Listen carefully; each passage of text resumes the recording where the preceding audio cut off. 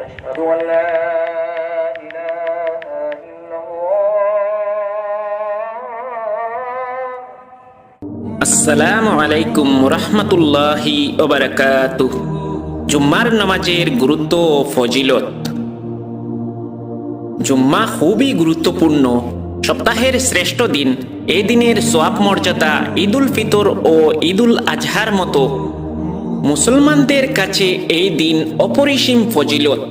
আল্লাহ তাআলার কাছে জুম্মার গুরুত্ব এত বেশি যে পবিত্র কোরআনে জুম্মা নামে একটি সূরা নাজিল করা হয়েছে। পবিত্র কোরআনে আল্লাহ তাআলা বলেন, হে মুমিনগণ, জুম্মার দিন যখন নামাজের আহ্বান জানানো হয় তখন তোমরা আল্লাহর স্মরণে মসজিদে এগিয়ে যাও এবং বেচা কেনা দুনিয়াবি যাবতীয় কাজকর্ম ছেড়ে দাও।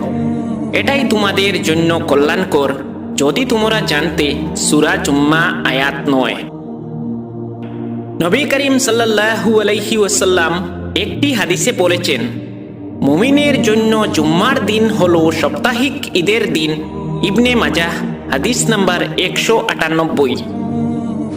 অপর এক হাদিসে নবী করিম সাল্লাল্লাহু আলাইহি ওয়াসাল্লাম বলেন, যে দিনগুলোতে সূর্য উদিত হয় এই দিনগুলোর মধ্যে জুম্মার দিন সর্বোত্তম। ওই দিন আদম আলাইহি ওয়াসাল্লামকে সৃষ্টি করা হয়েছে।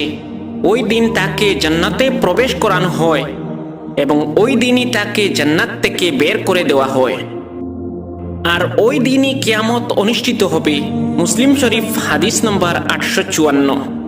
জুম্মার দিনের অনেক আমলের কথা বিভিন্ন হাদিসে চমৎকারভাবে আলোচিত হয়েছে।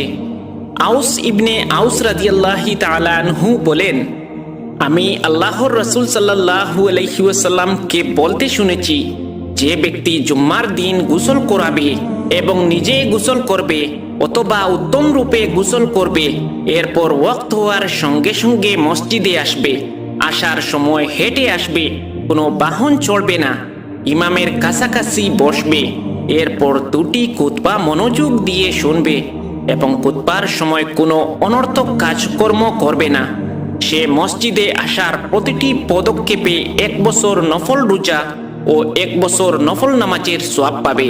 আবু দাউদ হাদিস 345। ফজিলতের পাশাপাশি জুম্মার নামাজ অনাদায়ে হাদিসে শাস্তির কথা বলা হয়েছে। কেউ পরপর 3 জুম্মা আদায় না করলে তার জন্য সতর্কবাণী উল্লেখ করেছেন রাসূল সাল্লাল্লাহু আলাইহি ওয়াসাল্লাম। এক হাদিসে রাসূল সাল্লাল্লাহু আলাইহি ওয়াসাল্লাম বলেন, যে ব্যক্তি ইচ্ছাকৃত পরপর 3 জুম্মা পরিত্যাগ করে আল্লাহ তাআলা তার অন্তরে মোহর এঁটে দেন। বুখারী হাদিস নাম্বার 1052, তিরমিজি হাদিস নাম্বার 502, মুসলিম হাদিস নাম্বার 1999। হযরত আব্দুল্লাহ ইবনে আব্বাস রাদিয়াল্লাহু হতে বর্ণিত, তিনি বলেন, রাসূল সাল্লাল্লাহু আলাইহি ওয়াসাল্লাম ইরশাদ করেছেন, যে ব্যক্তি পরপর 3টি জুম্মা পরিত্যাগ করবে সে ইসলামকে পেছনের দিকে নিক্ষেপ করল। মুসলিম শরীফ।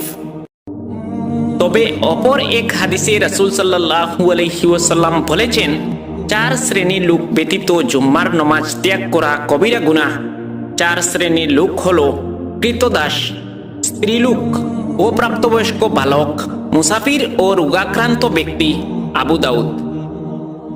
এছাড়া নামাজ পড়া মুসলিমদের একটি নিদর্শন। তাই হযরত উমর রাদিয়াল্লাহু তাআলা আনহু বলতেন, নামাজ ত্যাগকারী নির্ঘাত কাফির। হযরত আলী রাদিয়াল্লাহু আনহু বলেন, যে নামাজ পড়ে না সে কাফির। নামাজ পরিত্যাগকারীর ব্যাপারে কুরআন সুন্নাহর দলিলগুলো প্রমাণ করে যে বেনামাজি ব্যক্তি ইসলাম নষ্টকারী বড় কুফরিতে লিপ্ত। তাই জুম্মা ও যে কোনো ওয়াক্তের ফরজ নামাজের প্রতি গুরুত্ব দেয়া জরুরি।